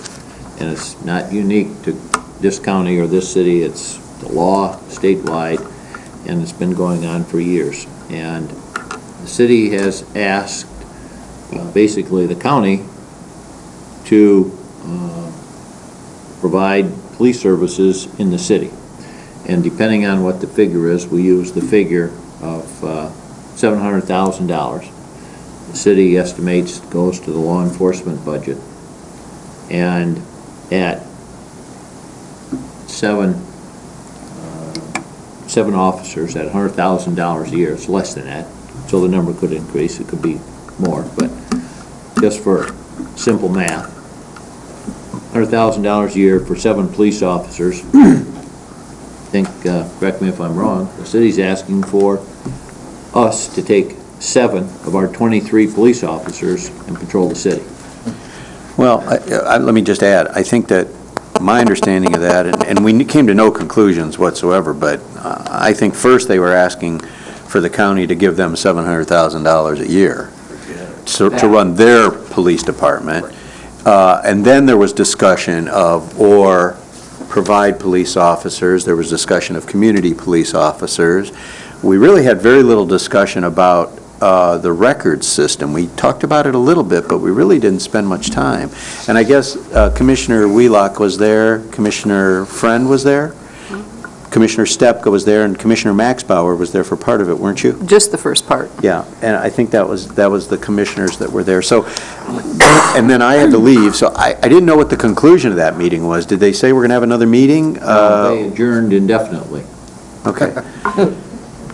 I don't know, do commissioners want to, that were there, maybe want to make a Basically, comment? they were asking for $700,000, either in a check from you or police services in the city. Yeah. Well, and I think the discussion evolved into the idea that, according to the prosecutor, we cannot provide police services in the city. And Road patrol. Road patrol in the city. We don't have the jurisdiction to do that. And, so I think it really come down to a discussion about what portion of city taxpayer taxes go to fund the sheriff's department. And I think, there's maybe an impasse, if you will, about the opinion of the fact that, city residents that use areas outside of the city also get police services outside of the city, just like they do in the city. And, at least I, for one, am not in favor to give them back $700,000 of their budget. And I specifically asked which was it they wanted. Do they want money or do they want police services? And I'm not sure I really got an answer to that question. Really, we were going to that meeting to bring back their request to this commission. I mean, we didn't make any decisions at that meeting. No. And I have to say, I come out of that meeting, I know I had a definite opinion that I kind of contest the basic statement of the inequity, because I think it exists anywhere. I think you can make that argument on so many services. That's exactly right. But given that, I'm trying to think, hopefully I listened with open ears on exactly what they were requesting, but I guess I'm not getting a firm...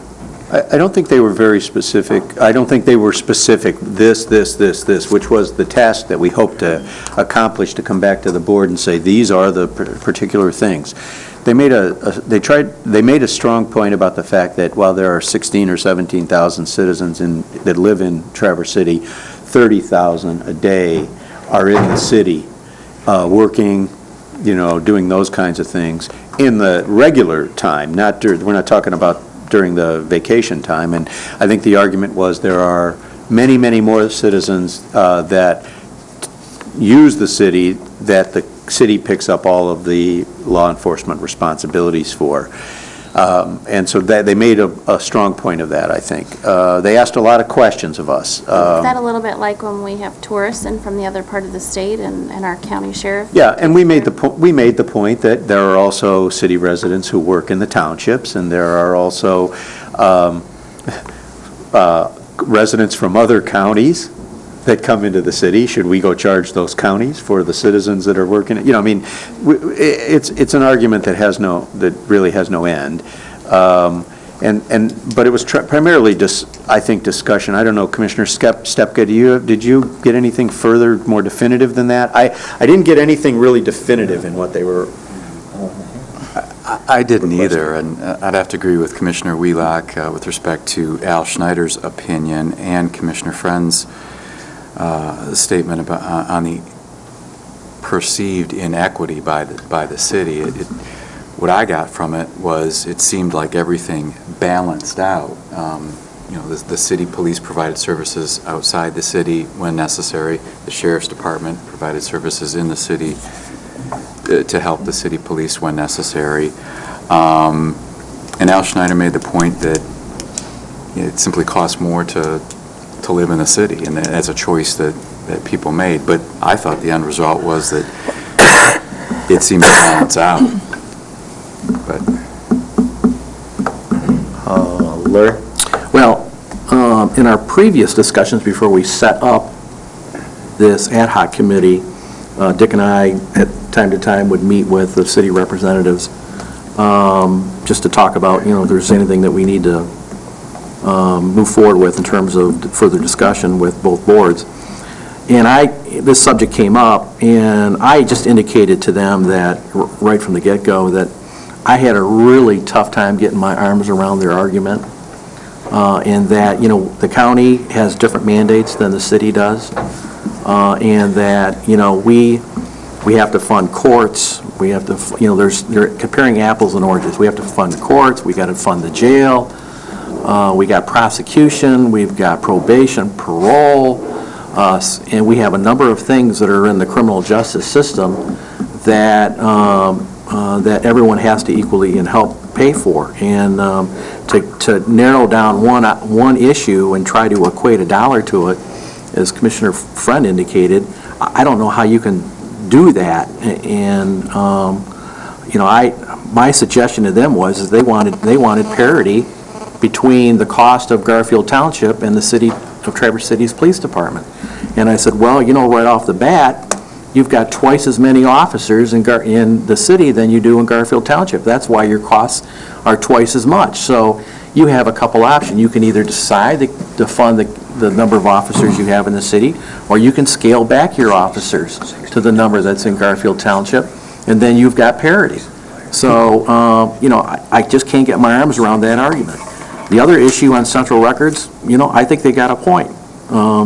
You know, if we're charging the city for their portion of Central Records and we're not doing for Garfield for community policing, you know, I think we need to go back and discuss that and come up with what our plan of action is. I mean, that is an issue that I think, you know, has merit for discussion, and Dennis has some preliminary thoughts on that, but... Well, I don't agree. You know, the argument that Al Schneider made, I'm sorry, the argument that Al Schneider made was simply this.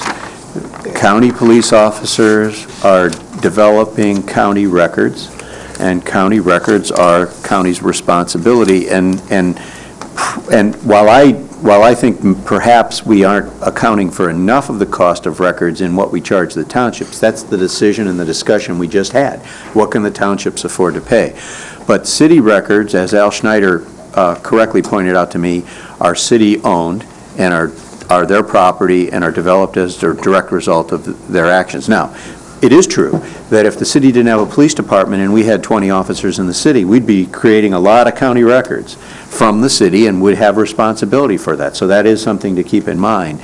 But we also know that if the city decided to do their own records, for example, the cost would be significantly more than what they pay the county. Not alone for the 17% discount that we put on their actual cost, but simply what it would cost them to set up their own system. And I would point out that, in my opinion, is similar to the review that the COFAC group did on IT services, for example. They said, why are we buying it from the county? We could get it cheaper in the private market.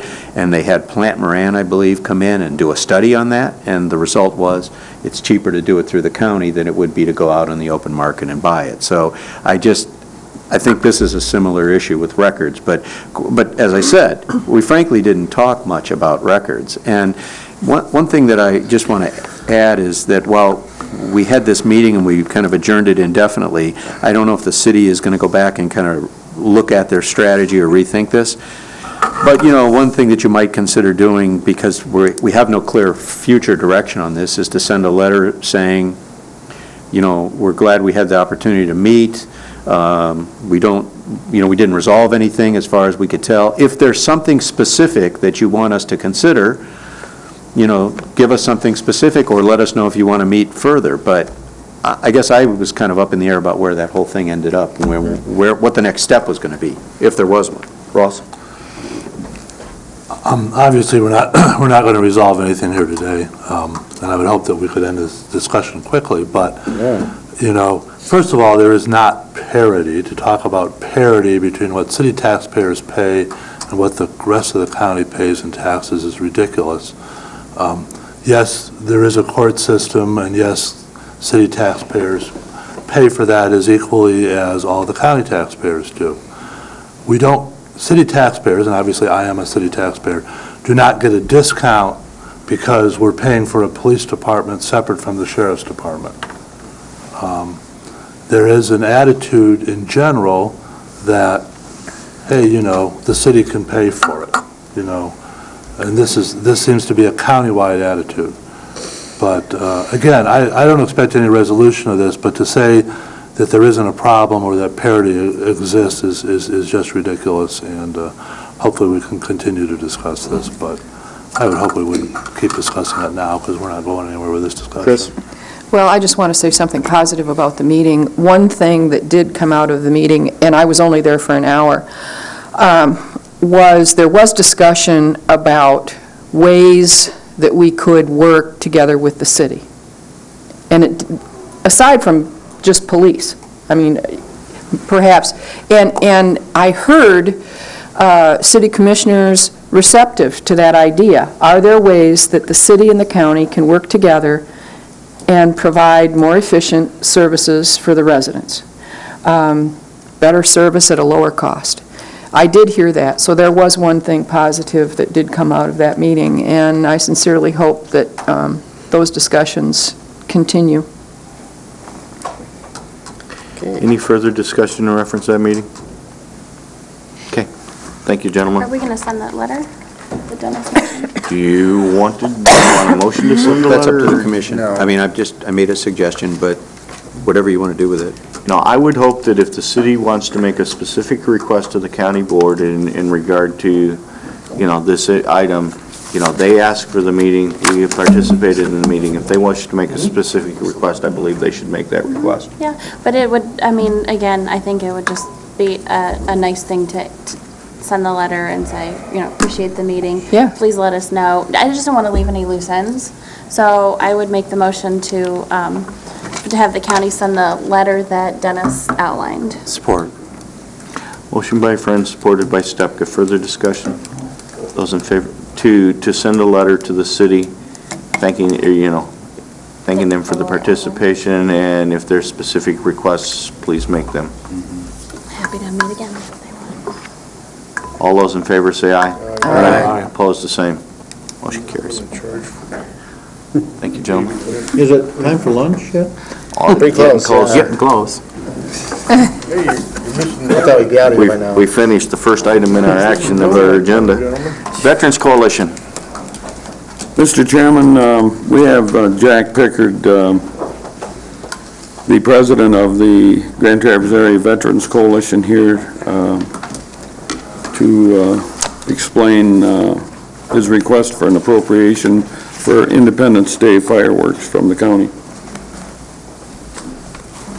Good morning. I bring you greetings from the 23 associations or organizations that are members of the Grand Traverse Area Veterans Coalition. It is our honor to be assigned the custodial duties of receiving and dispersing funds in order to have a celebration of Independence Day. Independence Day is not just July 4th, it's a birthday of the independence of our nation. It's something that our young men and women for many years, including myself, have always fought for.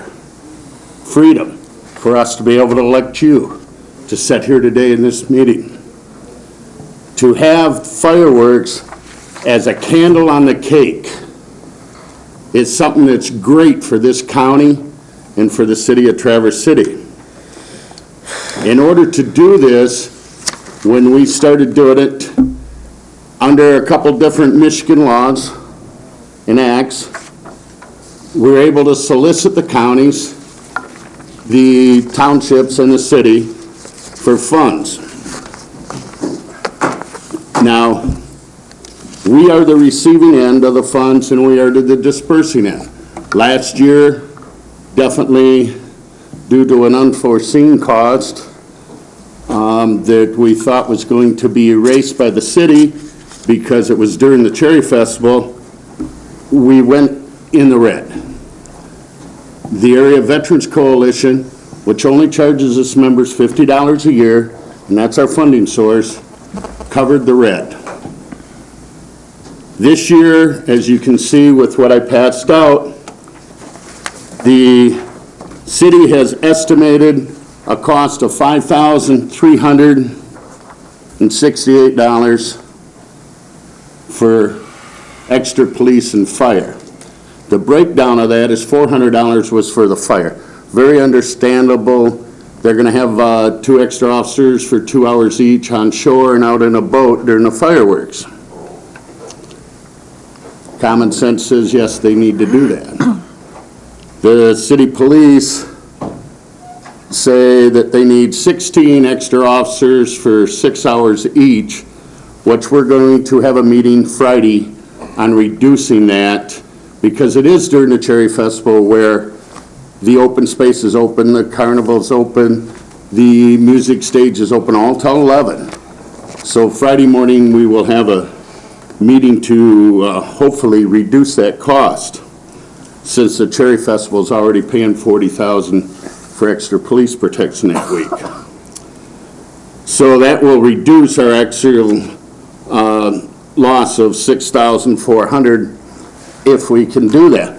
But the only way we can move ahead is for all townships, county, and the city to be on board. We had a perspective of 9 township supervisors who all thought that their townships would be with us. Of course, they have to do it through their boards.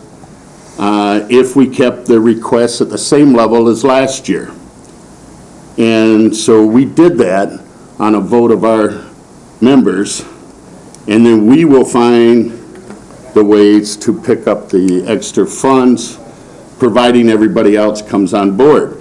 The county in the past has had this as a budget item, and this year removed it, and at this time, I'm asking for this committee to recommend that the county find the funds and put us back on budget. And it's something that our veterans feel so strongly about, celebrating our independence, that our local Disabled American Veterans chapter has said, hey, you're going to have red ink. They have pledged $1,000 to start the fund because we had 0 in the fund balance to start this year. Now, if our local disabled veterans can take out of their funding for it, I believe our governments can assist. Thank you for allowing me to speak. I would make a motion to appropriate $5,000 for funding the Grand Traverse Area Veterans Coalition 4th of July fireworks from contingency fund, and direct Bob Cooney to develop a contract for these services and bring back to the Ways and Means. Support. Okay, motion by Friends, supported by Stepka. Further discussion? How come Fife Lake and Union Townships aren't doing this? I don't see any Fife Lake Township or Because they have their Union own fire. Township. Five Lake Township has its own fireworks and has elected not to participate because they cover the cost of theirs. We put in for that. Yeah, we have to prove that. Yeah, we kick in on that. You're right, we do. We have At least in we the past. have. And I'm sure we'll get a request to again. Maybe we won't this year. Just wondered. Further discussion? All those in favor say aye. Aye. Opposed, the same. Motion carries. Thank you for your time this morning. Jack, thanks for waiting. Construction Code Office, you have in your packet the statement regarding the intergovernmental agreement between the city and the county for inspections. Move for approval. Support. Motion by Thomas, supported by Hooper. Further discussion? I just want to point out that typically this is a 3-year agreement. They've asked it to be a 2-year agreement, so we've changed it to a 2-year agreement. Okay. Any further discussion? All those in favor say aye. Aye. Opposed, the same. Motion carried. Unfinished business, is there any unfinished business coming before this board? New business, we have added the health building, and I think Fred is here and Dennis is here. I just wanted to We'll start update the commissioners on, just so you know what we're kind of working on. Oftentimes, we work on speculative things, trying to address problems that we see down the road. And I guess I would start by saying I was pleased to see that in our strategic planning last week, this issue of the health department space needs ranked as the 3rd highest issue of commissioners. It got the 3rd most votes of anything, and I just wanted to, first I wanted to alleviate any concern that we were moving forward with something without the board. We're absolutely not. It's been on our capital list before I got here that there needed to be a new health building built, and of course we've never had the funding to do that. And most recently what's happened is Fred has had a couple of opportunities, potential opportunities for some funding for expansion. And Fred came to me with the concept of, Dennis, maybe, we're unrealistic looking at new buildings in this economic times, and perhaps the better approach would be to look at expansion, which subsequently Fred explained to me was looked at back in the 90s, and expansion on site, which would be a much more economical option. So we've had a meeting of the Plan Review Committee, Capital Plan Review Committee, which Commissioner Wheelock sits on, just to have a discussion about the concept of expanding on site to meet the needs of the health department. One immediate need that's there is the dental clinic is requesting 3 additional chairs that they rent from us. We don't have any space to put any additional chairs in. Recently, there was a Homeland Security grant opportunity that came along that potentially we could have funded expanded EOC rooms, emergency operations rooms, out of, but of course we had no plans or concept of that either. So what we're thinking is there may be some opportunities here to address this need that the health department has without building new buildings and going to extreme expenses. We know this is not the time for that. So we are exploring the concept of remodeling the existing facility and doing an expansion of it to bring for your consideration. Now, we will bring that to you at the very initial stages, but we wanted to let you know the process that we're in. We're just evaluating the options now. We're getting some preliminary prices of what it would cost to do a design concept and a budget estimate. We're looking for funding, and Fred's been very cooperative. He probably will have the funding himself to cover this out of money that's available in the dental services line item. We're going to come back to you next month with asking you to consider a request to fund from funding sources that Fred has this preliminary design concept for expanding the site, for expanding the building on site. For those of you who have visited the health department, obviously that was bought as a temporary facility and it has been modified a number of times, but it is considerably less than ideal, especially for the clients that use it. The areas of patient rooms and evaluation rooms is really inadequate. In addition to that, as that building ages, there are a number of things we're going to have to do to that building. A new roof. We've put in recently windows. There are 3 or 4, Sonny, HVAC systems in that building, we determined? 4. I think there's 4 different heating and air conditioning units, and that makes more sense to consolidate in a more efficient way. So we're just evaluating this, and we're going to bring this back to you next month. Now, having said that, I want you to know that our goal here is to bring you something that would be cost neutral to the county. In other words, what we're hoping to do is get you, first of all, we're going to the Plan Commission later this month, because under our new capital review process, the Plan Commission has to weigh in on the importance or the need for such a thing. So they're going to evaluate that this month. And then if they agree that this is something that we should look into, we will bring that to you in April, this meeting in April, to say, we'd like to move forward with just doing the concept. And the reason for this is because if we can do a preliminary design, Fred has begun discussions with foundations like the Kresge Foundation, who will fund part of these projects. We're looking into the Homeland Security thing, which I think we've already secured something like $10,000 to kind of evaluate the EOC room. And what we want to do is get a preliminary design concept and budget so that we could go out and shop this to foundations and other private sources to see if we can make this a cost-neutral thing to the county and potentially make improvements that could last 10 to 20 years without any additional county money. And so I wanted to just make you aware of it in case you heard about it. This is a project that we've started on just in kind of the initial phases, and we intend to bring you something more definitive back next month to have a discussion with you about it. Fred, did you want to add anything to that? No, I think what part of it is that we actually had a boiler inspector come a couple months ago, and I have the key to the mechanical rooms, and we're in there, and I was just talking to this guy, and I said, really, this building, this foundation and so forth is pretty sound. And that's kind of led to my thought of, waiting for a new facility is probably unrealistic. And I went through my files and found these plans we had drawn up in the 90s for expanding that building. That was before they bought the Lafreniere building, the public services building.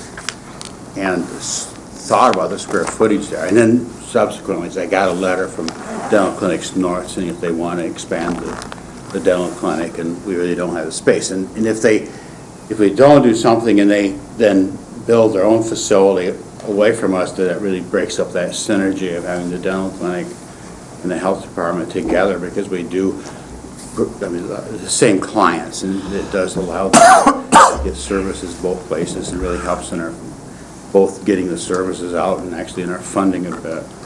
So, yeah, we're going to look at this. There's no brass ring out there that we're going to find something that's going to pay for the whole thing. I wish there were. I wouldn't talk to the Kellogg people. They used to build health departments back in the 70s and 80s, but there's still some potential out there. I think that it's worth looking at. I think it's also important to point out that, and we'll point this out to the Plan Commission, the recent survey that Fred has done with his department have shown that 70% of the clients feel that location is an appropriate and a worthwhile location, that they like that location. And when Fred did a look at his client location based on GIS needs, that's kind of the center of where the population is. And of course, we have beta service there and things like that. So there's some sense to keeping that location. And of course, we wouldn't like to lose the dental clinic. So I guess that's just a brief explanation that we're in the very initial stages of this. We wanted the board to be aware of it, exploration stage. And if you have any questions, please feel free to call either of us, and we'll be glad to talk to you about it. I think last month at this meeting, I made some preliminary discussions about the Capital Improvement Committee meeting that I attended in regard to this issue.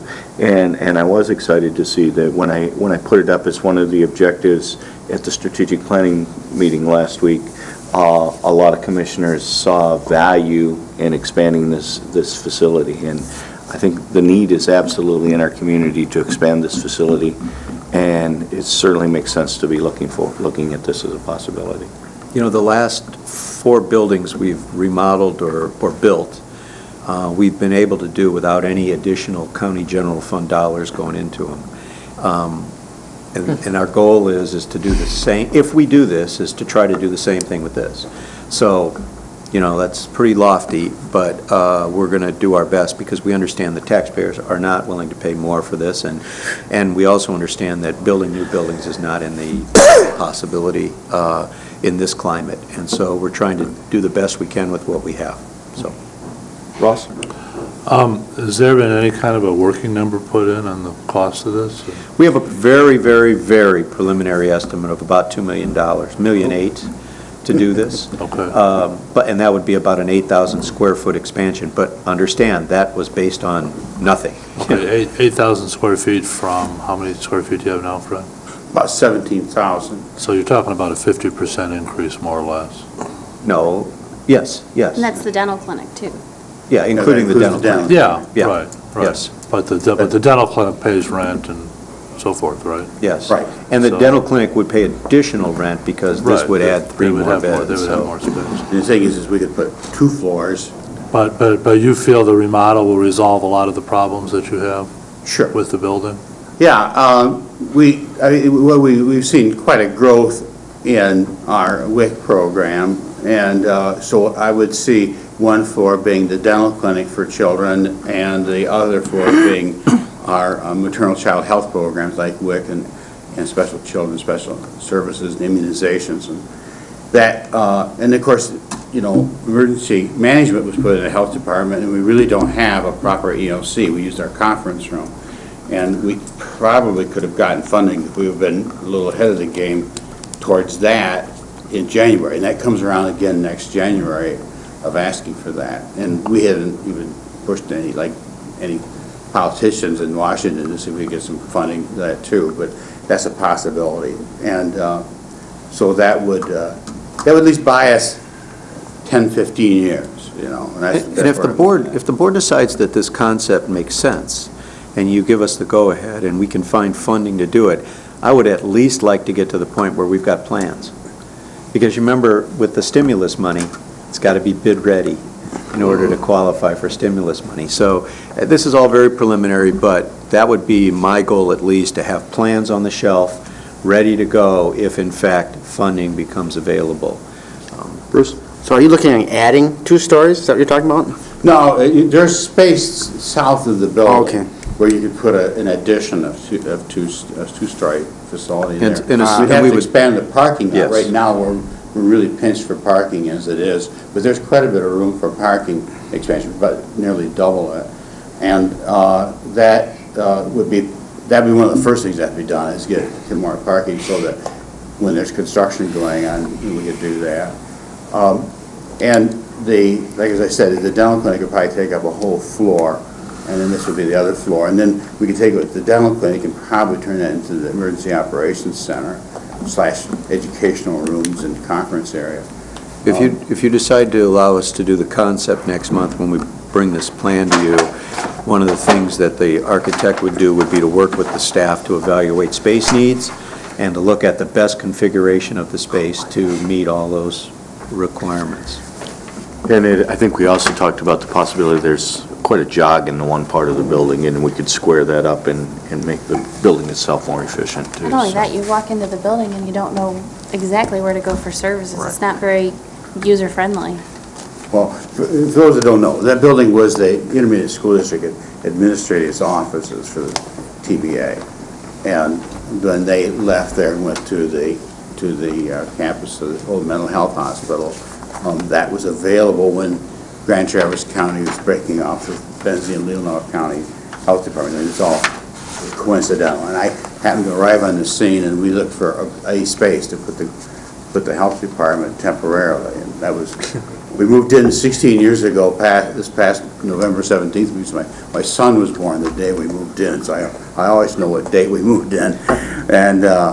And we've been there since. And as Dennis said, is that they put a new roof on then, and it's supposed to be a 15-year roof, and it's now past 16 years. So there definitely needs to be some work done on the building.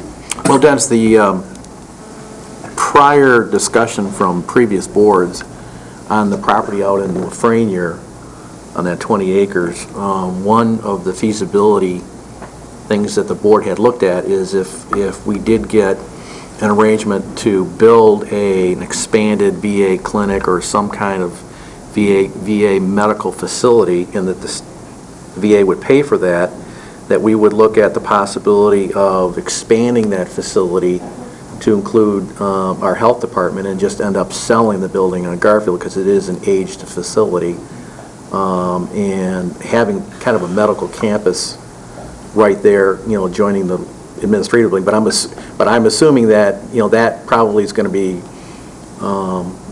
more longer term in terms of the VA situation. We've been working on that VA clinic for 8 years at least, and, it very easily could be 8 years more. Right. Plus, we're getting, as we work more closely with them, we're starting to get a little better indication of what their needs are, and frankly, we'll talk about that more later, but we're probably going to be we're right now in a little bit of a competition for any hospital expansion that takes place. The VA has kind of an idea that perhaps Grayling is the appropriate location for a hospital, and they're looking at Traverse City, Grayling, and other locations. But, in this current clinic that they're building, this walk-in center, they have some very specific needs, and they want to be separated in some sense.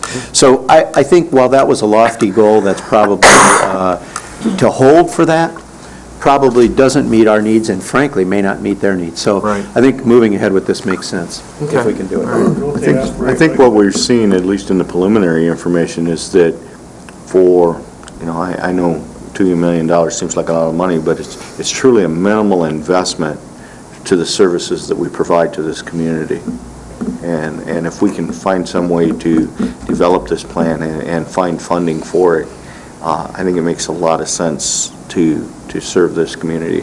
Understand, our goal here is hopefully, if you allow us to move forward, to do it in a way that will not require any additional county dollars. That's our goal.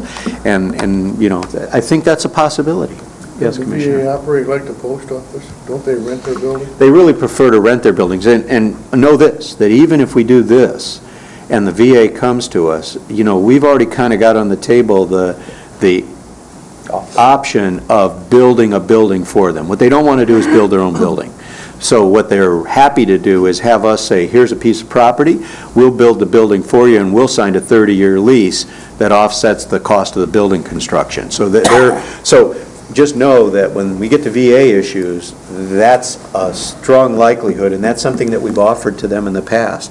And whether that's at Lafreniere or whatever location, I still hope the board would be interested in that. But I think that's a cost-neutral thing. We'd really be a landlord in that case, and the VA pays very well. That's usually not the issue. It's the capital expense of building that they shy away from. So, Any further questions? Yeah.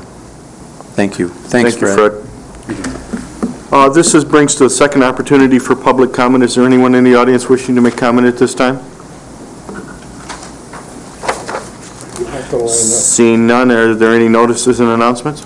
Couple. First of all, your mailboxes are upstairs. The question for you is, since they're in the hallway now, would commissioners like keys to their mailboxes? And if you would like a key to your mailbox, just please contact Katie and let her know that you'd like a key. And you all have locks on your doors. Katie will get you keys so you can have a key for your mailbox.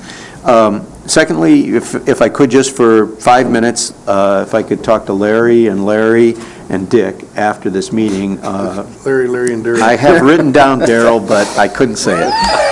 I would appreciate it. He called me Darryl. Attention. Last question I have, just for your thoughts. No decisions today. I'm wondering now that we're doing this committee of the whole, and I really think it's worked pretty well, I'm wondering if it might not be useful for us to have the attorney at these meetings. And I just want to pose that to you. You can think about it and, let me know your thoughts, or we could talk about it at a future meeting. Occasionally things come up, especially as we're in a larger group. In the past, in other places I've been, the attorney's been at the meetings of the board. And I think it might be worth thinking about. I don't want to waste his time, and so I'd like you to think about it and give me your opinion. That's all. Is there cost associated with that? We're paying him, so it means time away from the office. So. Yes. Since this is the Public Health and Safety meeting, I just wanted to report back from the DHS Pavilions Board, which met last Friday. We had the pavilions, the Grand Traverse Pavilions had been looking at possible Medicaid cuts of as high as 8% for this, the fiscal year that started last October 1st, but quite frankly, the state of Michigan has sort of left them in the dark about the whole thing. When you consider that the pavilion's clientele is 70% Medicaid, this would obviously amount to a large amount of money.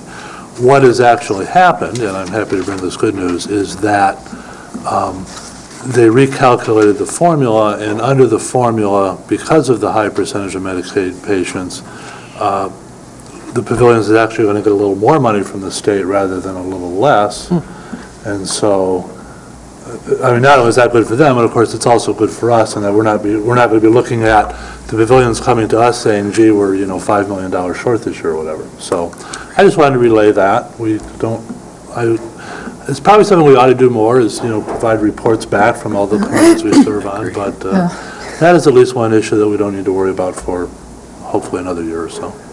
Chris? You will also notice that I'm doing the same thing, except I'm putting mine in writing on your desks. I really think that that's a good idea, and I'm going to suggest that we consider even adding to this agenda, Commissioner Liaison Committee reports. Nope, it's a fire alarm test. I'm ready to go. Does anybody else know that? Just one more thing, wanted to point out, Transportation Committee meeting. The House Committee on Transportation is meeting at the Hagerty Center, 1 o'clock on Monday. I don't smell any smoke. It must be a false alarm. Motion to adjourn? All gone. Thank you, everyone. Okay. Does that mean everybody's supposed to exit the building? That's what it means.